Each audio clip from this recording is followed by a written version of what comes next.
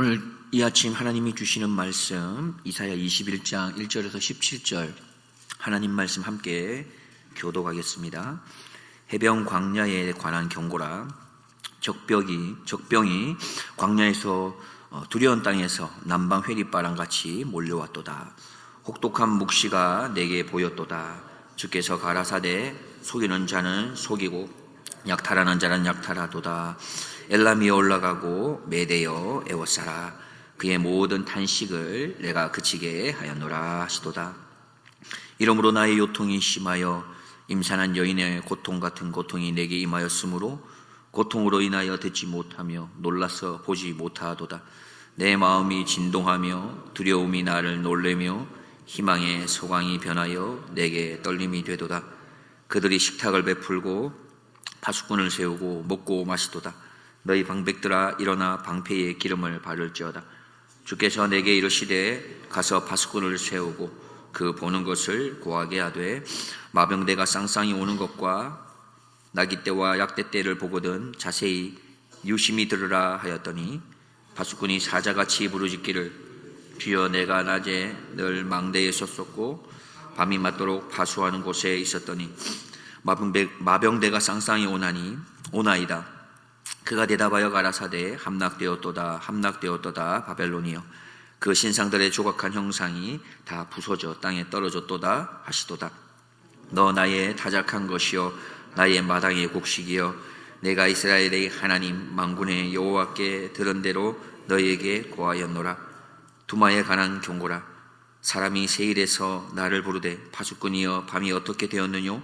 파수꾼이여 밤이 어떻게 되었느뇨? 파수꾼이 가로되 아침이 오나니 밤도 오리라. 네가 물으려거든 물으라. 너희는 돌아올지니라. 아라비아에 관한 경고라. 드단 대상이여 너희가 아라비아 수풀에서 유숙하리라. 대마 땅의 거민들아 물을 가져다가 목마른 자에게 주고 떡을 가지고 도피하는 자를 영접하라. 그들이 칼날을 피하여 뺀 칼과 당긴 활과 전쟁의 어려움에서 도망하였음이니라. 주께서 이같이 내게 이르시되 품꾼의 정한 계한같이 1년 내에 게달의 영광이 다 세멸하리니. 함께 보겠습니다. 게달 자손 중 활 가진 용사의 남은 수가 적으리라 하시니라. 이스라엘의 하나님 여호와의 말씀이니라. 우리는 이번 주에 이사야 16장부터 이렇게 함께 새벽에 나누었습니다. 내용을 보면 많은 열방들이 등장합니다. 모압에 대한 심판, 다메섹과 에브라임을 향한 또 심판, 구스와 애굽을 향한 심판, 그리고 오늘은 바벨론과 두마, 아라비아를 향한 심판에 대한 경고의 메시지를 우리에게 전하고 있습니다. 이 열방의 심판이 우리에게 보여주고 있는 한 가지의 방향성이 있습니다. 너희는 지금 하나님이 아닌 것을 의지하며 혹시 살아가고 있지는 않은가? 이 질문 앞에 우리를 둡니다. 사라져버릴 영광을 의지하면서 살고 있는 것은 아닌가라고 하는 질문 앞에 우리를 세우고 있습니다. 당시는 격동하는 시대였습니다. 아수르라고 하는 큰 제국이 힘을 발휘할 때였습니다. 그래서 주변에 있는 많은 작은 나라들은 어떻게 하면 이 아수르로부터 침공당하지 않을까? 이것이 주 관심사였습니다. 그래서 서로 동맹을 맺고자 했습니다. 도대체 누구랑 손을 잡으면 내가 이 아수르로부터 안전할 수 있을까? 그런 잣대를 재면서 있었어요. 그런 가운데 유다 땅도 바벨론이라고 하는 나라와 손을 잡으면 아수르로부터 안전할 수 있을 거라고 하는 기대가 있었던 것 같습니다. 오늘은 그래서 바벨론에 대한 심판에 하나님께서 우리에게 보여주고 계신 것이죠. 1절을 보면은 광야에서 해오리 바람처럼 몰려오는 침략자가 있어서 바벨론을 치게 될 것을 예언하고 계십니다. 심지어 잔치상이 벌어지는 가운데서라도 갑자기 혼란스러움이 일어나게 될 것을 3절 이하 5절에서 말씀하고 있습니다. 마침내 너가 의지하려고 하는 그 바벨론이 함락되어지는 소리를 듣게 될 거라고 9절에서 말씀하고 있는 것이죠. 그런데 여기에 우리가 알아야 될 것이 있습니다. 당시 이사야가 예언할 때는 이 바벨론이라고 하는 나라가 그리 큰 나라가 아니었다는 것입니다. 큰 제국이 아니었던 것이죠. 그저 함께 힘을 모으고 싸울 만한 작은 나라에 불과했었던 것입니다. 하나님께서는 그런 작은 나라임에도 불구하고 지금 예언하고 있습니다. 훗날에 아주 오래 시간이 지난 이후에 예루살렘을 무너뜨리고 성전을 불사르며 세상에서 가장 강한 제국이 될 그 나라가 바벨론이 될 것이지만, 그럼에도 불구하고 그 나라도 하나님께서는 멸망시킬 것이다 라는 것을 100여 년이 전에 하나님께서 이미 이사야를 통해 예언하고 계신 겁니다. 그래서 성경학자는 이렇게 얘기하기도 합니다. 이 예언들이 단순히 가까운 미래의 정치적 사건에 대한 예측이 아니라 인간의 모든 권세가 하나님의 주권 안에 있음을 우리에게 보여주고 있는 것이다 라고 말합니다. 아무리 화려하고 견고해 보이는 제국이라도 하나님의 시간표 앞에서는 잠깐 피었다가 사라지는 들꽃에 불과한 것입니다. 우리는 지금 당장 눈앞에 이루어지지 않는 하나님의 말씀과 마주할 때가 참 많습니다. 정말 하나님이 우리의 기도를 들어주실까? 나를 이렇게 힘들게 하고 내 원수 같은 이 사람들 정말 하나님이 심판의 자리에 두실까? 라고 말입니다. 그러나 오늘 본문은 우리에게 분명하게 말하고 있습니다. 하나님의 심판이 때로는 더딘 것 같지만 그대로 이루어질 것을 말합니다. 그분의 때에 반드시 정확하게 이루어진다고 말씀하고 있는 겁니다. 그래서 오늘 우리는 다시 한번 기억하고 붙잡아야 할 것이 있습니다. 무엇입니까? 하나님의 말씀이라면, 내가 지금 듣고 있는 것이, 내가 지금 보고 있는 것이 하나님의 말씀이 선포되는 것이라면 그 말씀은 반드시 이루어진다고 하는 이 확신 말입니다. 이어지는 내용을 보면은 그런데 조금 의외의 장면들이 등장하게 됩니다. 바벨론이 망한다고 하는 예언을 듣게 된 이사야의 반응입니다. 보통이라면 이러한 행동이 나타날 것 같습니다.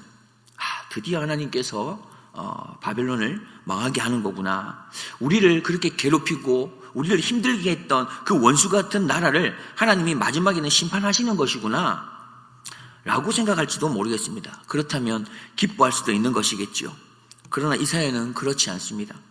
3절 말씀을 보면은 이러므로 나의 요통이 심하여 임산한 여인의 고통 같은 고통이 내게 임하였으므로 고통으로 인하여 듣지 못하며 놀라서 보지 못하도다.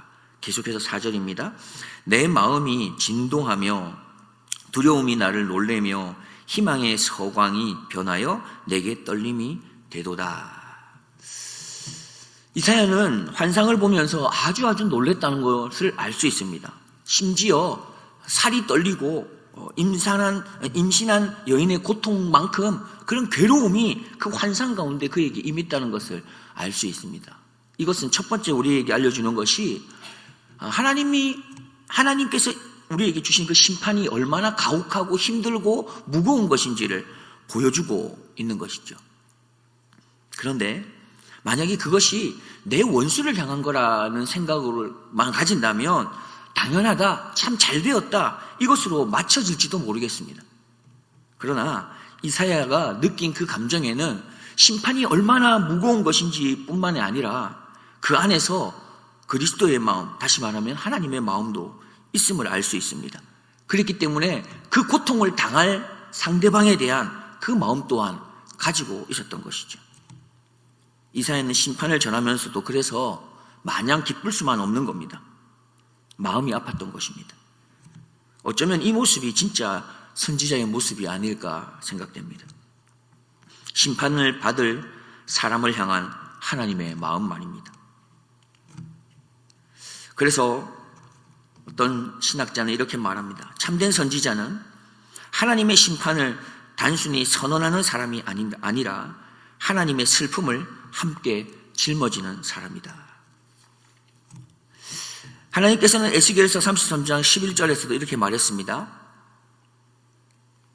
주 여호와의 말씀에 나의 삶을 두고 맹세하노니 나는 악인의 죽는 것을 기뻐하지 아니하고 악인이 그 길에서 돌이켜 떠나서 사는 것을 기뻐하노라 말씀합니다.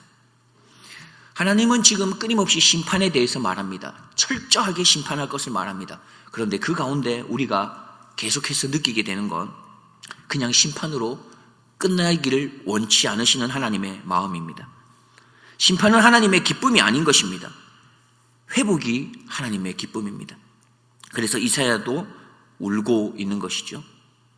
이것이 사실 목회자만의 마음이겠습니까? 자, 목회자뿐만이 아니죠.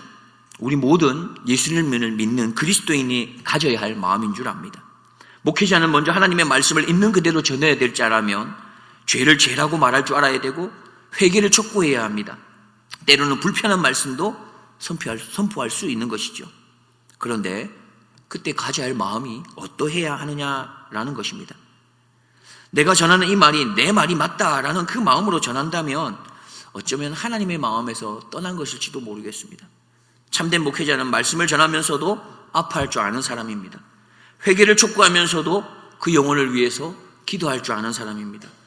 강단에서 선포한 말씀 때문에 성도가 하나님께 돌아오기를 누구보다도 눈물로 기다릴 줄 아는 사람일 것입니다.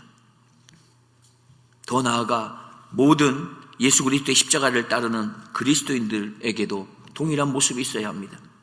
여전히 우리 주변에도 믿음이 연약한 분들이 있지 않습니까? 처음 교회에 나온 분들도 있고 신앙에서 떨어진 자들도 있고 그런 가족들도 있습니다. 아직 예수님을 알지 못하는 사랑하는 친구들도 있습니다. 그런데 우리는 때로는 그런 사람들을 바라보며 이렇게 쉽게 판단하기도 합니다. 그렇게 교회 오래 다니는데 그런 직분을 가지고 있는데 저 사람은 왜 저래? 믿음이 없어서 그런 거 아니야? 그 사람은 좀 벌을 받아봐야 정신을 차릴지도 모르겠어 라고 말입니다. 그러나 이사야는 어떻게 했습니까? 심판을 선포하고 있지만 그는 두렵고 떨림으로 울고 있습니다. 사실 예수님도 그러셨습니다. 예루살렘을 보면서 예수님은 우셨지 않습니까?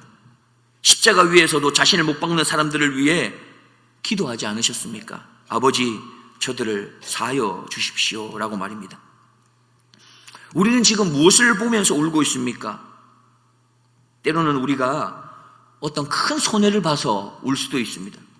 몸이 아파서 울 수도 있고 내가 계획하고 준비했던 것이 잘 되어지지 않아서 그래서 울 수도 있습니다.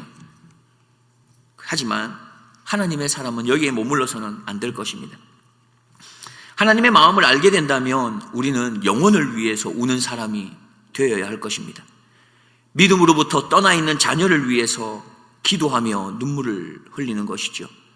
예수님을 모르는 이웃을 위해서 마음 아파할 수 있고 때로는 교회가 하나 되지 못한 모습을 보면서 기도할 수 있는 것이며 세상이 하나님을 떠나가는 모습을 보며 안타까움에 눈물을 흘릴 수도 있을 겁니다. 저는 이런 눈물이 우리 교회 가운데 참 많아졌으면 좋겠다 생각이 듭니다. 사실 교회라는 것이 옳은 사람들의 모임이 아니지 않습니까? 하나님의 마음을 배우고자 하는 그런 사람들의 공동체가 교회이지 않겠습니까? 사랑하는 성도 여러분, 이번 한 주 동안 우리는 여러 나라의 심판을 살펴보았습니다. 그러나 하나님께서 우리에게 보여주시는 것은 단지 그들이 망했다 이러한 역사를 보여주는 게 아니라 하나님의 마음이 어떠한가 이것을 우리에게 보여주는 게 아니겠습니까? 심판보다 더 깊이 있는 그 바로 하나님의 긍휼하신 말입니다. 그래서 하나님의 사람은 세상이 무너지는 것을 보며 박수치는 사람이 아니라 무너져가는 영혼을 붙잡기 위해 기도하는 사람일 것입니다. 본문의 내용을 보면 또한 갑자기 분위기가 바뀌어지고 있습니다. 바벨론에서 에돔의 심판, 그리고 아라비아와 게달을 향한 그런 말씀으로 이어져 가고 있습니다. 계속해서 심판을 이야기합니다. 그런데 그 내용 가운데 마음을 붙들게 되는 짧은 말씀들이 있습니다. 11절, 12절인데요. 우리가 이 말씀 함께 보면 좋겠습니다. 함께 보겠습니다. 두마에 관한 경고라. 사람이 세일에서 나를 부르되 파수꾼이여 밤이 어떻게 되었느뇨? 파수꾼이여 밤이 어떻게 되었느뇨? 파수꾼이 가로되 아침이 오나니 밤도 오리라. 내가 물으려거든 물으라. 너희는 돌아올지니라. 여기 11절에 두마에 관한 경고를 말했는데 이것은 에돔에 있는 지역을 말합니다. 결국 에돔 땅에 대한 심판을 말하는 것이죠. 에돔 사람들이 암흑 같은 앗수르의 압제 속에서 이제 두려움에 떠는 것입니다. 이제 어떻게 해야 하냐 이런 것이죠. 그러면서 이렇게 말합니다. 이 고통과 불안의 밤이 언제 끝나는 건가? 희망의 아침은 언제 오는 건가? 라고 묻는 겁니다. 답답한 심정으로 말하는 것이죠. 언제쯤 괜찮아집니까? 이 어려움은 언제쯤 끝나는 겁니까? 라고 말하고 있는 것입니다. 병상에 있는 사람들도 묻지 않습니까? 하나님, 언제 내가 이 병으로부터 자유할 수 있습니까? 자녀를 기다리는 사람들, 주님, 언제쯤 우리 자녀가 다시 믿음의 자리로 돌아올 수 있습니까? 취업을 준비하는 청년들도 언제쯤 이 취업의 문이 열리는 겁니까? 가정의 문제도 마찬가지죠. 하나님, 언제입니까? 언제 회복됩니까? 파수꾼에게 던져졌던 이 질문이 교환 우리의 질문인 것 같습니다. 그런데 파수꾼이 이렇게 대답을 합니다. 조금 아이러니한데, 파수꾼이 가로되 아침이 오나니 밤도 오리라. 내가 물으려거든 물으라. 너희는 돌아올지니라. 어떻게 보면 답답한 심정을 가지고 말을 할 때에 아침이 곧 올 거야, 곧 회복될 거야, 곧 치료될 거야 라고 말해주면 얼마나 좋겠습니까만, 오늘 본문에서는 아침이 온다, 그러나 다시 밤도 온다라고 이야기합니다. 무슨 말입니까? 어려움이 있고 회복이 오겠지만 또 회복 가운데 또 어려움이 올 수도 있으며, 이것이 반복되는 것을 보여주고 있는 것 아니겠습니까? 사실 처음에는 이 말씀이 조금 냉정해 보이는 것일 수 있습니다. 그러나 하나님은 우리에게 거짓된 희망을 주시는 분이 아니기 때문인 것이죠. 예수님께서도 이렇게 말씀하시지 않습니까? 세상에서는 너희가 환난을 당하나 담대하라 말씀하셨습니다. 너희가 환난을 당하지 않을 거다, 예수 믿으면은 환난이란 없을 거다, 결단코 그렇게 말하지 않으셨습니다. 환난을 당한다 말씀하죠. 예수님은 환난이 없음을 말씀하지 않았다는 겁니다. 그러나 그 환난 가운데 있지만 아니하고 반드시 아침이 다시 온다는 것을 우리에게 말씀하고 있습니다. 이것이 믿음입니다. 믿음이란 어려움이 없다고 말하는 게 아니라 어려운 가운데서라도 하나님이 함께 하십니다 라고 말할 수 있는 것이죠. 그래서 우리는 계속 하나님께 나아가는 것이 중요한 것입니다. 그래서 파수꾼은 마지막에 이렇게 말하지 않습니까? 12절에 마지막 부분에 내가 물으려거든 물으라. 너희는 돌아올지니라. 네가 물으려거든 물으라. 너희는 돌아올지니라. 무슨 말입니까? 열어두고 계십니다. 계속 물어라. 계속 하나님께 나와라. 계속 돌아오라 말하는 것입니다. 계속 물으면 되는 것이죠. 주님께 나와서 우리가 하나님께 물으면 되는 것입니다. 신앙이라는 게 무엇입니까? 모든 답을 다 아는 사람이 되는 것, 이것은 아닌 것이죠. 신앙은 하나님께 계속 묻는 사람이 되는 것일 겁니다. 다시 말해, 신앙이란 하나님에 대해서 무엇인가 머리로 잘 알아가는 것, 어떠한 율법적으로 잘 알아가는 것, 이것이 신앙이 아니라, 신앙이란 하나님께 계속 묻는 사람, 다시 말해 무릎을 꿇을 줄 아는 사람, 기도하는 사람, 이것이 신앙이다 말씀합니다. 기도는 문제를 다 해결한 사람의 누리는 특권이 아니라 문제를 하나님께로 가지고 가는 그 사람의 특권인 것이죠. 그래서 믿음은 질문이 없는 삶이 아니라 질문을 하나님께 가지고 가는 삶일 것입니다. 말씀의 결론을 맺겠습니다. 이번 주 우리는 새벽마다 많은 나라들이 흥망성쇠에 대해서 말씀해 주십니다. 아무리 흥해도 하나님 앞에 있지 않는 나라들 다 멸하게 됨을 말해주고 있습니다. 그날들의 공통점은 저마다 화려한 순간이 있었지만 결국 하나님 앞에서 쓰러졌던 것이죠. 그렇다면 오늘 본문이 주는 메시지가 단순히 세상 영광은 헛되다, 그런 허무함을 말하는 것입니까? 그렇지 않다는 것을 우리는 알고 있습니다. 오히려 그 가운데 사라지지 않는 영광이 있다는 것을 우리에게 보여주고 있는 것입니다. 그래서 시편 기자는 이렇게 노래했습니다. 시편 36편 5절에서 여호와여 주의 인자하심이 하늘에 있고 주의 진실하심이 궁창에 사무쳤습니다. 하나님, 하나님의 영광스러움이 가득합니다 라고 선언하는 것 아니겠습니까?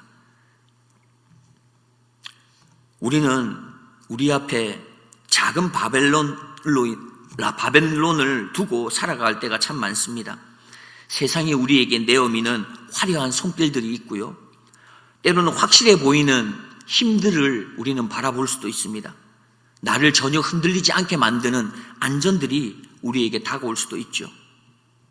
우리는 오늘 이 새벽에 그러한 가운데 결단해야 됩니다. 지금 그렇게 눈앞에 보여지는 것들이 정말 내가 의지할 수 있는 영원한 것인가? 지금 내가 붙잡고 있는 것이 언제 사라질지 모르는 혹시 영광은 아닌가를 우리는 바라볼 줄 알아야 합니다. 끝으로 이야기 하나를 소개하며 마치고자 합니다. 나의 아내가 오랫동안 다녔던 직장을 잠시 내려놓고 쉬게 되었다. 쉬는 것은 필요한 일이지만 아직 다음 직장이 정해진 것은 아니었습니다. 그래서 쉬면서도 한편으로는 앞으로의 길을 생각하게 되었습니다. 그러다 보니 주변에서도 여러 이야기를 듣게 되었는데요. 어떤 분들은 내가 한번 알아봐 줄게 라고 도와주려고 하는 분들이 있었고, 또 반대로 어떤 분들은 마음을 흔들게 되는 그런 말들을 하는 분들이 있었습니다. 이런 이야기를 아내와 함께 나누다가 우리는 함께 이렇게 고백하게 되었습니다. 여보, 사람을 의지하지 맙시다. 또 사람을 두려워하지도 맙시다. 도와줄 것 같은 사람이 결국 도와주지 못할 수도 있지 않겠습니까? 반대로 우리를 해방하고 방해하는 사람이 결국 아무것도 못할 수도 있는 것이죠. 왜냐하면 결국 길을 여는 분은 하나님이시니까요. 우리는 기억하며 나아가야 할 것 같습니다. 하나님께서는 심판을 선언하지만 그 가운데 하나님이 마음이 늘 함께하고 있다는 것을 우리는 기억해야 하겠습니다. 그리고 넘어지는 자를 정죄하기보다 이사야의 마음처럼 함께 아파하며 기도할 줄 아는 중보자로 서기로 우리는 결단할 필요가 있겠습니다. 그리고 우리의 삶에는 여전히 어두운 밤이 또 반복되어서 찾아올 수 있습니다. 그러나 포기하지 말고 계속해서 물어야 하는 것이죠. 밤이 어떠합니까? 라고 계속해서 물을 줄 알아야 하겠습니다. 지금 우리의 삶에 밤이 짙게 드리워져 있을지라도 하나님이 오늘도 말씀합니다. 아침은 반드시 온다고. 하나님의 말씀은 결코 헛되이 돌아가지 않기 때문일 것입니다. 기도하겠습니다. 하나님 아버지, 사라질 영광을 붙들고 살아온 저희의 어리석음을 용서하여 주십시오. 오늘 이 말씀 앞에서 세상이 주는 화려함이 아니라 주님의 신실하심만을 붙잡기로 결단해 봅니다. 넘어지는 자를 향해 함께 아파하는 마음을 주시고 어두운 밤에도 주님께 계속 묻고 나아가는 믿음을 허락해 주옵소서. 이 한 주간의 새벽 말씀을 마치며 저희 삶의 아침을 예비하시는 주님을 다시 한번 신뢰합니다. 우리의 참된 소망이 되시는 예수 그리스도의 이름으로 기도드리옵나이다.